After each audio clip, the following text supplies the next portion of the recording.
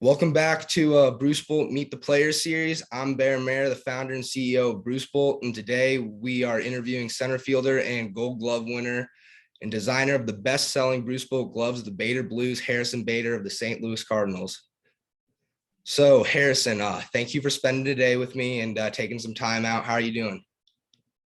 Yeah, I'm doing great, Bear. Nice to see you. Nice to be here, and I'm happy to get to it here. Hell yeah. All right. So real quick before we get into anything else, we're gonna do our lightning round. Super easy. Just answer as quickly as you can. Don't think about it too much. And we'll start with the first question here. So, favorite sport other than baseball? Skiing, Favorite junk food? flaming hot Cheetos. If you could be any animal, what would it be and why? It'd be a sea otter, and because of their land and water aspects, Texting or talking? like on the phone, Yeah, on the phone. calling. Favorite movie and why? Favorite movie, Wolf of Wall Street, because I think it is very similar to what my life would be if I wasn't a baseball player. I'm just kidding. Favorite day of the week?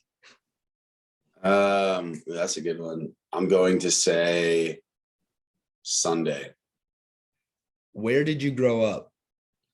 New York City. How many siblings do you have? I have one younger sister.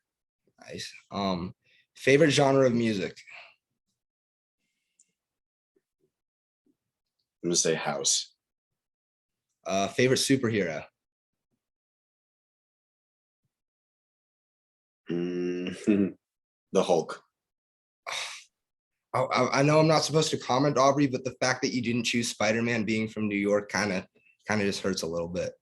Um, I guess Place you want to travel to most? I want to say Italy, What are your superstitions? where Bruce Bowe batting gloves to get hits. That's a great one. What is this? First love? First Just, love. I guess in general, just in life. I'm gonna say art. And then in high school, should you focus on one sport or play as many as possible?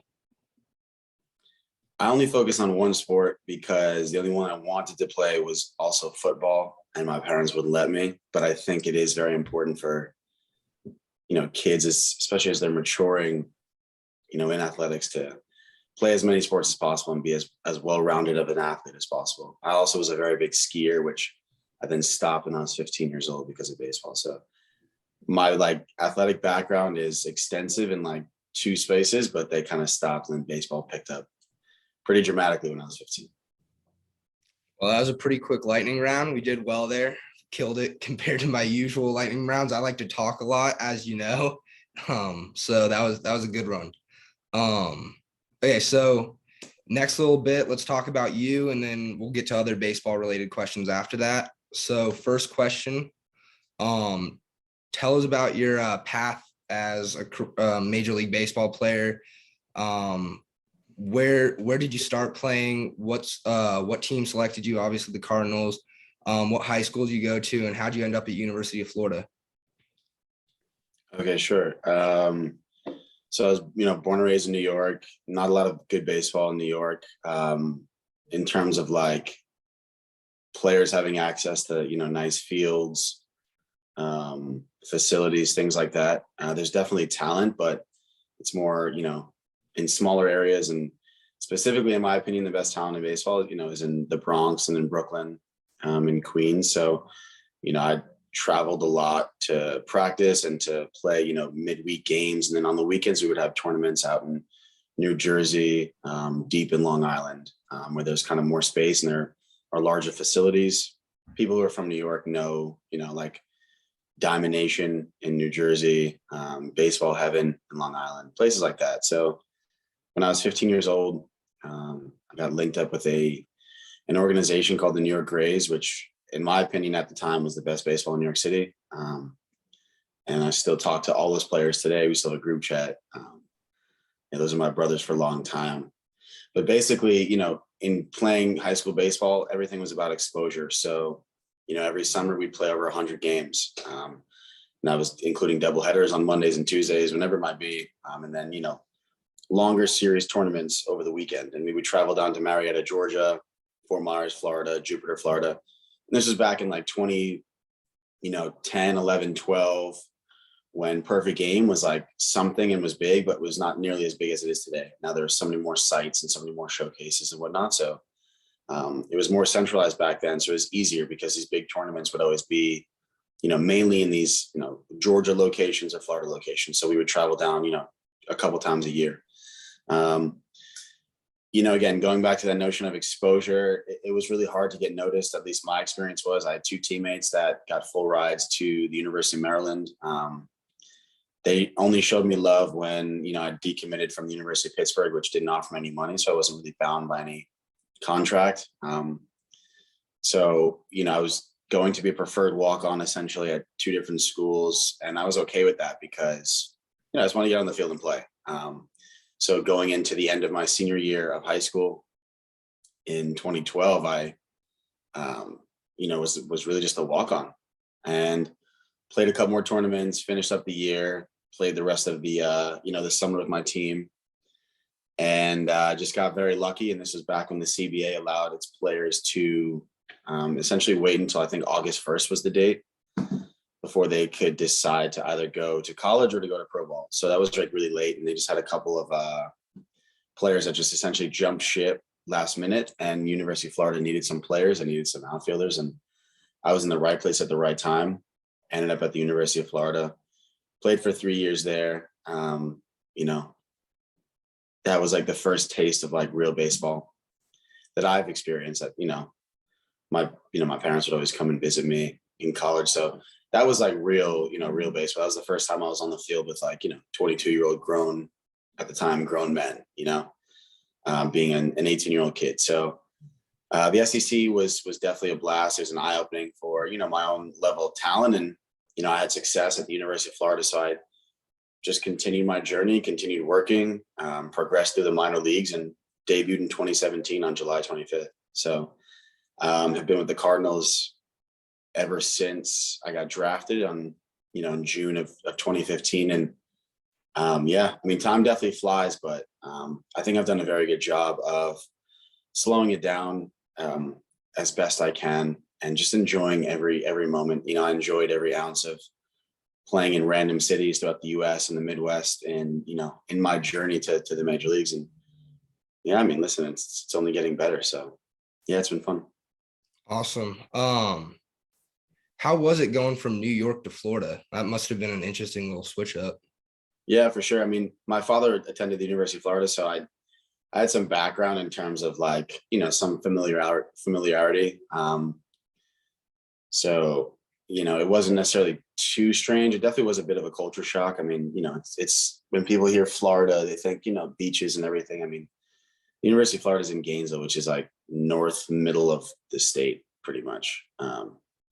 So there, it's just different than what I kind of envisioned for myself when I was thinking of the University of Florida. But, as with anything, you take a little bit of time to adjust. And when I got there, the only thing that really mattered to me was just getting on that field. So the field could have been anywhere in the world, as long as I got on a baseball field, that was good. But yeah, listen, it definitely took some adjusting to,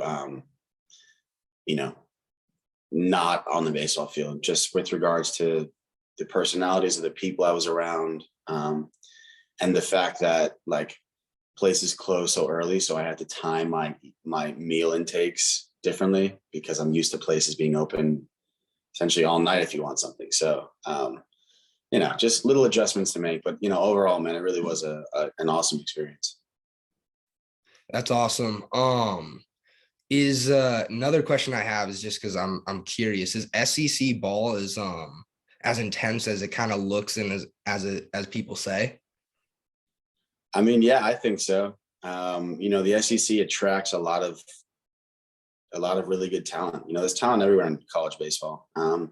especially with the ability to find players so easily, with social media and all these different sites and all these different showcases that these schools host. But the SEC, in my opinion, is the best baseball conference in the country.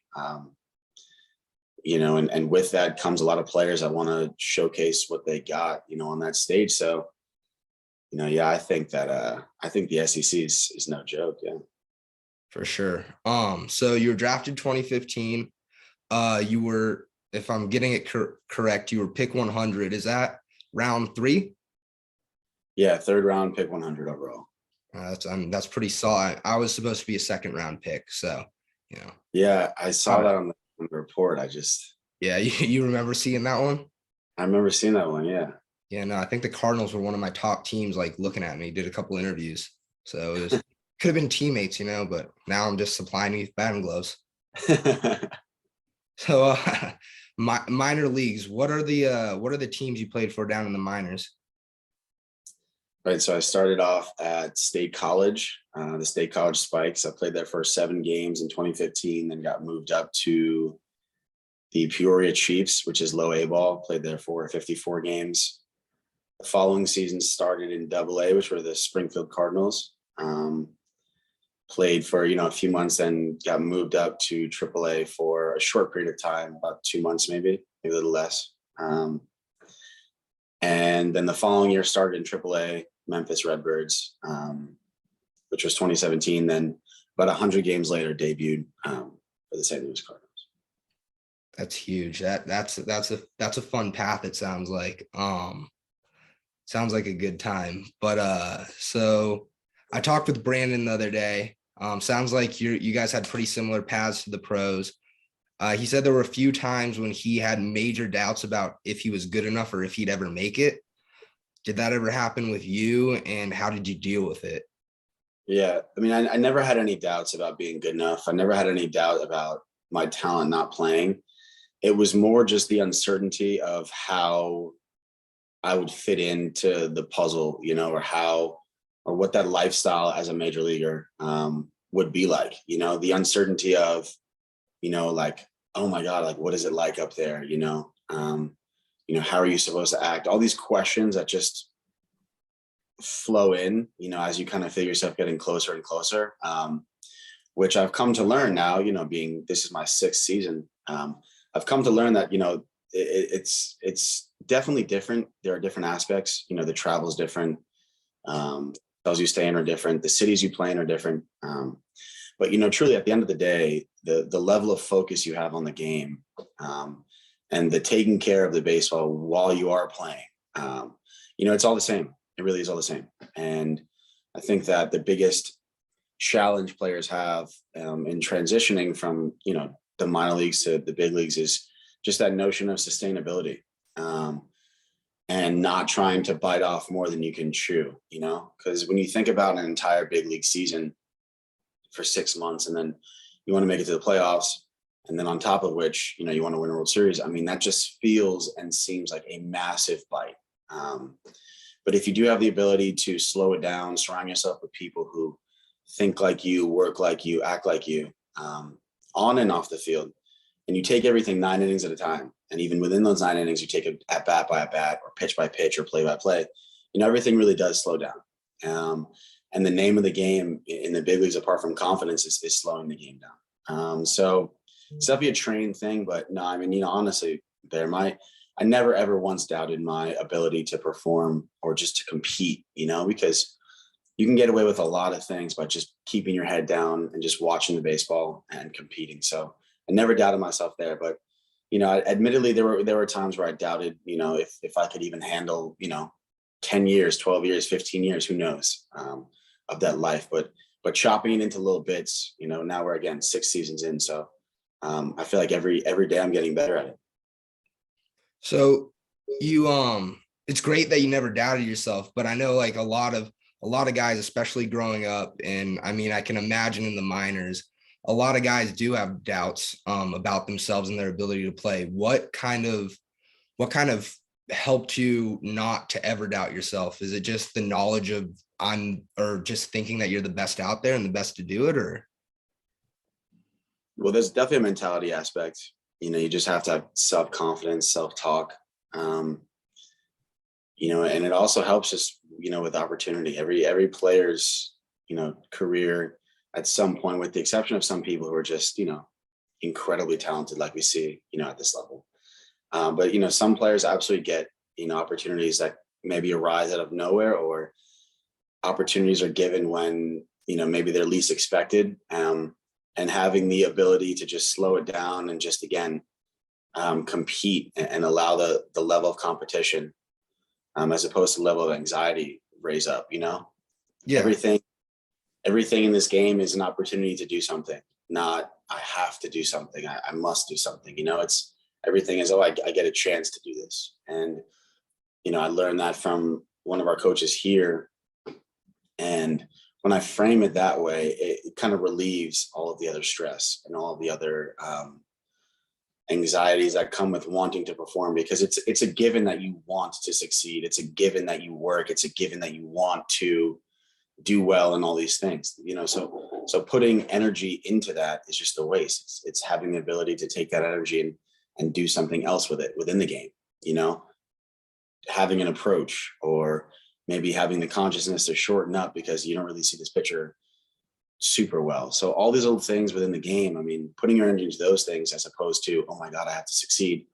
That's kind of allowed me to loosen up a little bit and go out there and just play freely. To meet your family when I came to New York this I don't remember when it was, over the summer for your camp, which was awesome. Loved every Yeah. second of it.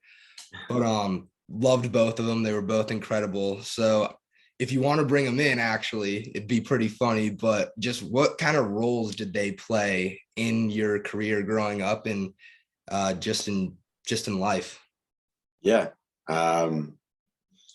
Yeah, I mean, my parents are, I mean, they mean everything to me, with regards to how I, make decisions and the people I choose to surround myself with. The way that I was raised by my parents, the way I, was taught to treat people, go about my business professionally, not professionally.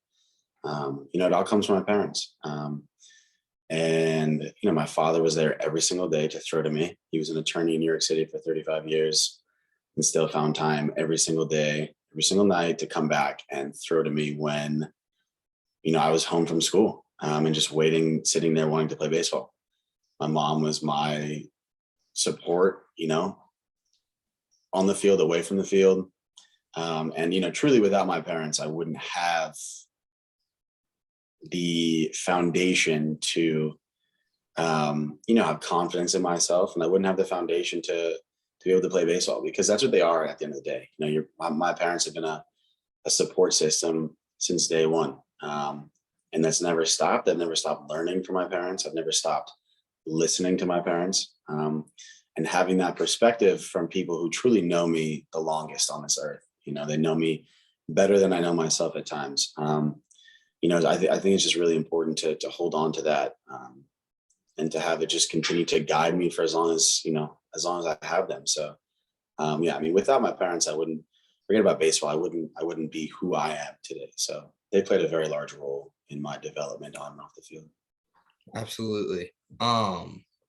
So I keep seeing your mom and dad walk through the background, which is really funny. I love it. That whole time you were talking, they're just walking back and forth. I thought it was hilarious. I know. But that same night that I was in New York for your camp, I got to go out with you and some of your friends, which was really fun for me.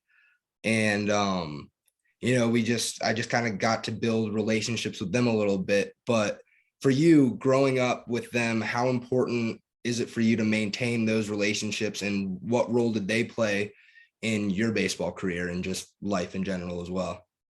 Yeah, absolutely. So, again, this goes back to what I was saying before when I was talking about, surrounding yourself with people who reflect, good values that want in business, or maybe away from business, whatever it is. I think it's very important to, surround yourself with people that think similar to you, want the same goals as you, are driven, have good work ethic like you.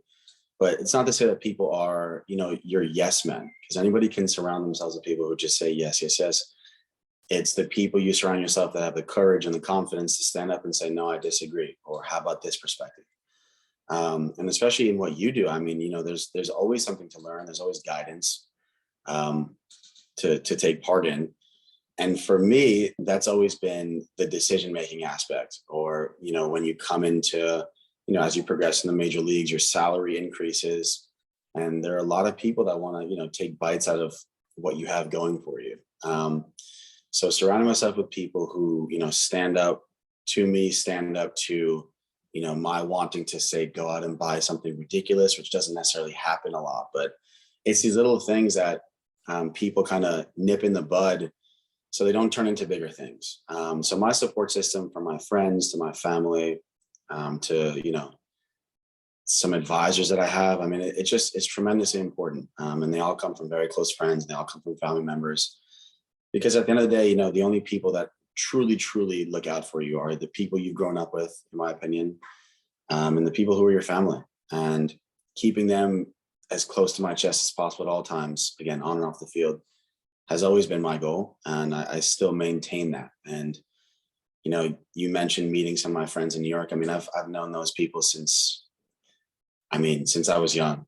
I mean, young. And why would I ever want to replace friendships of people that I grew up with new and shiny ones that probably just like me because I'm a baseball player. So you catch on to that pretty quickly, and I've just learned that you know, having having 20 wolves, if you will, is far more substantial than having, say 200 sheep, So I like to think of my circle as a bunch of wolves that are surrounding me and all of our interests here.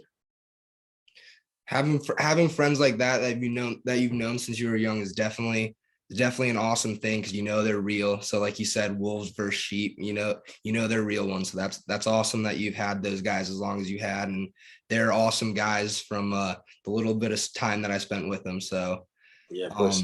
that's pretty amazing that you guys have known each other that long. So let's talk a little bit of equipment. When you originally started talking to us almost 2 years ago, which is crazy to think, 2 years that we've known each other, you stressed how important equipment is to you performing, and you actually gave up with working with one of the largest sporting good companies in the world, and you joined a company that operated out of my parents' kitchen. Can you just tell us a little bit about what it was about our gloves that you liked so much, and what made you switch and trust our brand? Yeah, of course. So, as you mentioned, the equipment aspect is so important. A baseball glove, your cleats, how your feet feel in cleats, how your hands feel in batting gloves, how the batting gloves play with, pine tar in the cold, when they get very sweaty, all these things, they matter. They just do. And again, coming from New York and not having, the best equipment, we were sharing baseball bats, we would share batting gloves. You learn to value and try to keep your stuff nice. So when I had the opportunity to, like physically have your gloves in front of my face, put them on, feel them, I mean, there was just no doubt. It's funny you mentioned, the company essentially starting out of, a garage, right, a basement. But to hear that and then feel the product, I was like, it's just the fact that like this came out of that. I immediately latched on to just the attention to detail, the work ethic involved in creating something like that. It's like creating like a masterpiece of work in like, in a basement somewhere.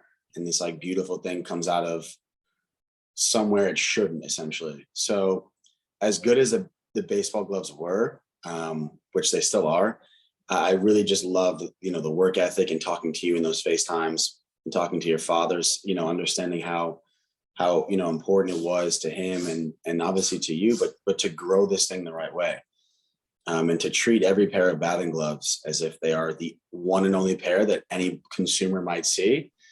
They have to be right. Because, the same thing as in baseball, if I decide to go out there and act like a a whatever one day, that might be the only chance that some young kid gets to see me play. So I need to go out there and make sure that my product out there is good, every day as often as possible.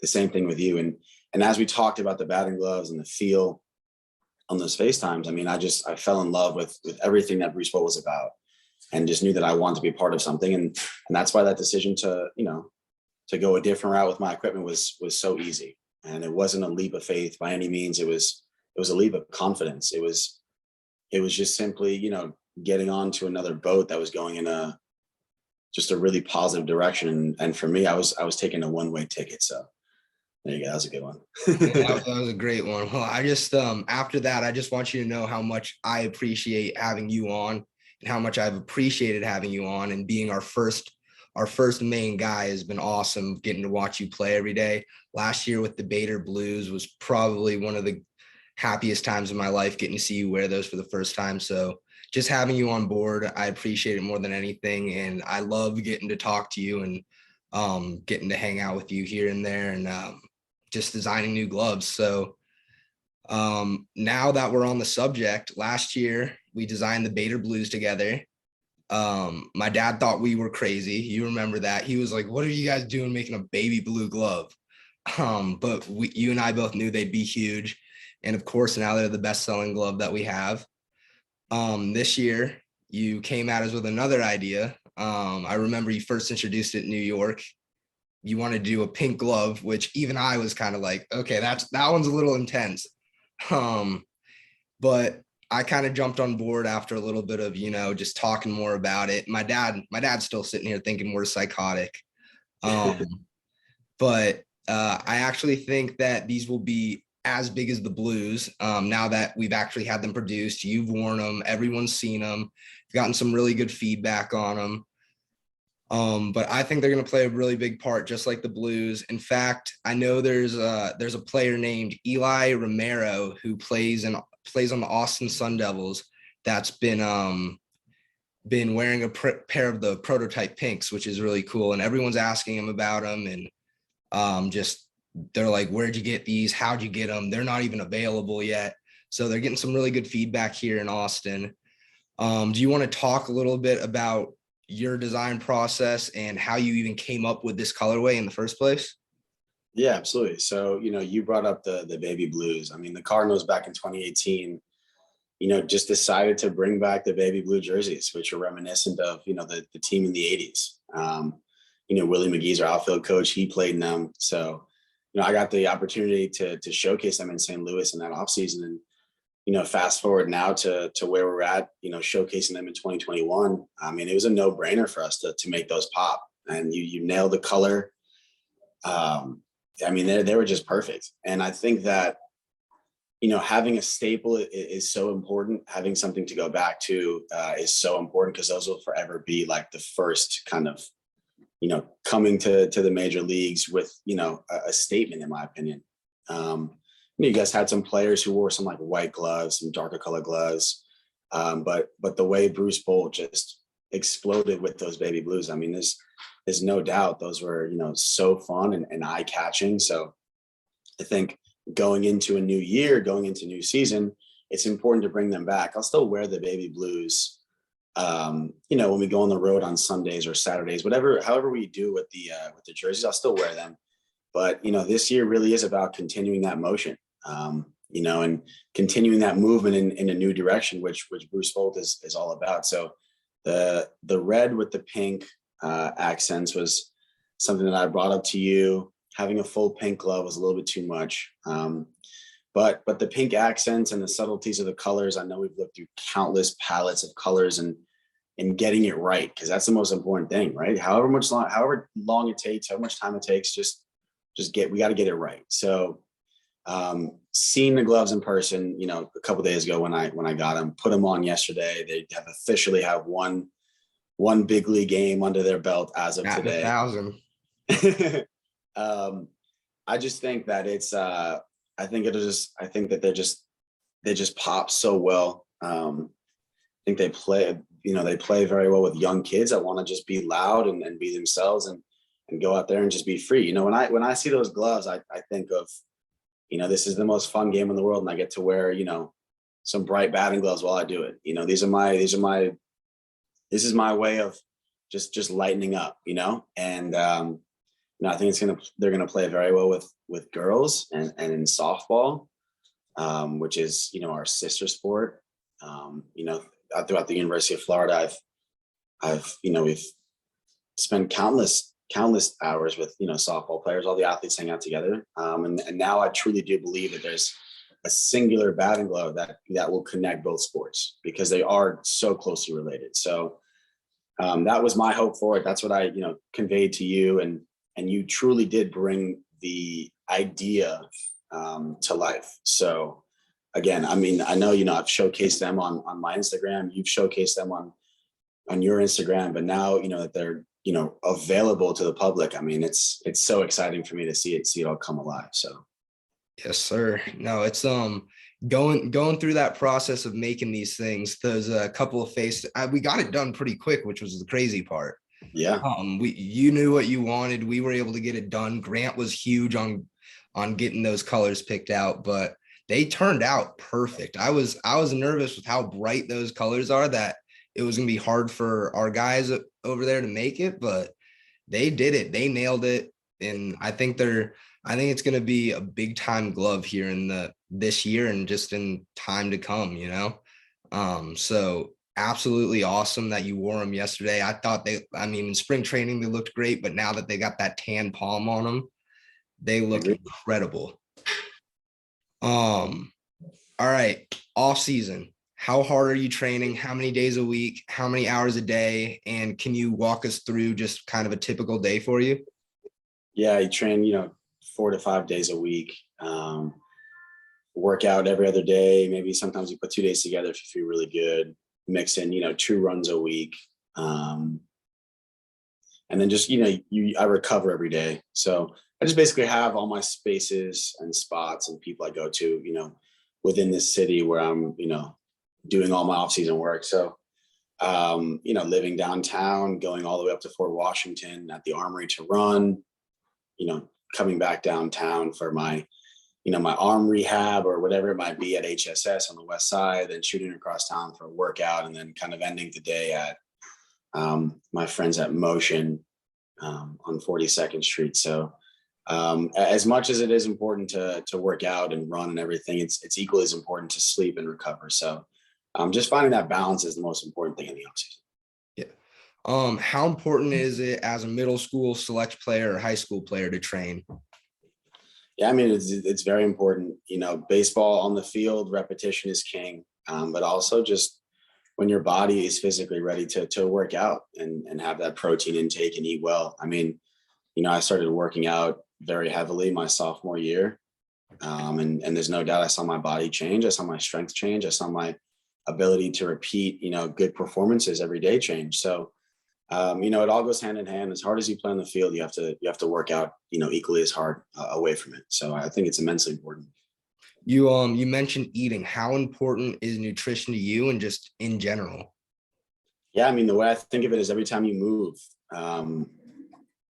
you're expending energy, you're expending calories, and your body expects you to replenish them. So if I have an off day where I don't move nearly as much as when I, have a full day where I'm playing, I feel a little bit different, maybe not eat as much, won't be as hungry, won't be as thirsty, but those long days where, or God forbid you have a double header, there's no doubt you got to replenish all those calories lost, and from the physical calories lost, the mental calories lost. I mean, all these things matter. So as much as you use it, you got to replenish it.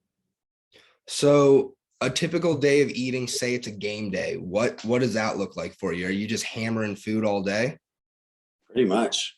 Yeah. I mean, again, it's obviously the big league. So we're very fortunate to have very good chefs around, and the organization does an incredible job of keeping us well fed and always having access to, nutrient filled meals. So, if it's out, I'm eating it. It's pretty straightforward. Yeah. I remember you telling me when we came to visit you that you've got some teammates that have some pretty stringent diets. Who out of everyone that you've played with, either past or present, has the craziest diet that you've seen? Tyler O'Neill does a really good job of keeping his diet super tight, super regimented. Paul DeYoung, my teammate, has a little funky diet, but again, it's all about whatever you feel is best for your body, to perform every day. Because at the end of the day, regardless of if you want to be a vegan, you don't want to be a vegan, you want to be a pescatarian, whatever it might be, at the end of the day, you have to ask yourself one question: is this going to help or hurt my baseball? And if it's going to hurt it, then it's just simply not the right thing for you at the time. So I think the diet aspect is very important, not only for the intake of nutrition, but also just how it makes you feel and how it makes you sleep, and how it's going to positively or negatively affect your performance in the field. Gotcha. All right. So move on to some more baseball related questions here. What is your most memorable hit that you have in the MLB? I hit a grand slam last year in Colorado in extra innings just to add on to a lead. But, my father's in the stands, so just hitting a grand slam in the big leagues was awesome. Oh, that's huge. I wish I could say I hit a home run in my career, but can't even say that one. When you're on the or in the on deck circle, what's your routine? Just timing the pitcher, finding the window, keeping it super simple. You've done so much work up until that very moment, so just trusting yourself, keeping your hands loose. I put a weight on the bat because I like feeling the bat to be super, super light and kind of whippy. So yeah, just getting that timing right, finding my cue of when to load, and just finding that release point. And maybe if he's falling into a rhythm with what he's starting, the past few batters off with, or something like that, maybe I'll sit in the pitch. But again, just keeping it super simple. I've done so much preparation, done so much physical work to be there. So at that point, it's just put it in gear and trust it. And when you're in the box, how do you adjust mentally and just physically to different pitches? Yeah, I just tell myself, no thinky, just swingy. No thinky, just swingy. There's a situation where I need to move a runner, get a runner in on man on third, less than 2 outs. You look in certain areas, you look for maybe certain pitches. If again, pitchers fall into those rhythms, with a man on third. But other than that, man, guys are so good. The ball moves so much. They have such good scouting reports. It's really just about executing your plan in your zone. So keeping it simple. And if there's one thing that you could have done differently as a young baseball player to make yourself better, what would it have been? Honestly, nothing. I don't really ever look back. This game is always about your next opportunity. This game is always about going through something on the field and learning from it and saying, okay, when that happens again, I'm going to act this way, or I'm going to do this. And if you don't, it's okay, because baseball, as it's played every single day for 9 innings, always provides you opportunities to correct what you may have, messed up in the past. And, putting together good, mental cues, if you will, when things happen to combat them moving forward, I think is really important. So, I am who I am because I think I've just never looked back. I've always just accepted my journey. I've accepted who I am as a baseball player and just made it work. Well, Harrison, that's all I've got for you. So thank you for taking time out of your morning to hop on and do this. Super excited for the release of your new gloves, May 1st. Hopefully this video will be out by then, and we'll have the purchases going through the roof on those gloves. So hopefully we can make them as big as the baby blues. Yeah, man, I'm so excited. Again, like you said, May 1st is awesome. I remember we were doing the launch for the baby blues, and it's just like we're doing it all over again, just with a different colorway. So to see the growth here, to see the level of the maturity of the company and where you're at, and all the amazing players that you guys have picked up, it's awesome. And to see the gloves at this level on more players that I just have so much respect for, it's a testament to you guys and the great work you guys have done. So like I said, I'm on that boat with you guys on a one-way ticket, and I'm just very, very excited for this launch for me personally, but also for the company, because I think the roster that we have is solid, it's positive, and it's only getting better. So this has We've been got great. a solid group of guys starting with you and just built off of that. So I'm super excited for everything we've got coming, starting with you, going all the way to Brett Phillips. So Oh yeah, it's gonna be super cool when all these gloves come out. I'm super excited for our Bruce Bolt family get to finally, put these things on and see them in person. So it'll be awesome. But once again, thank you for hopping on this, and I really appreciate it. absolutely. Sounds good, brother. All right, talk to you later, Harrison. All right, bye-bye.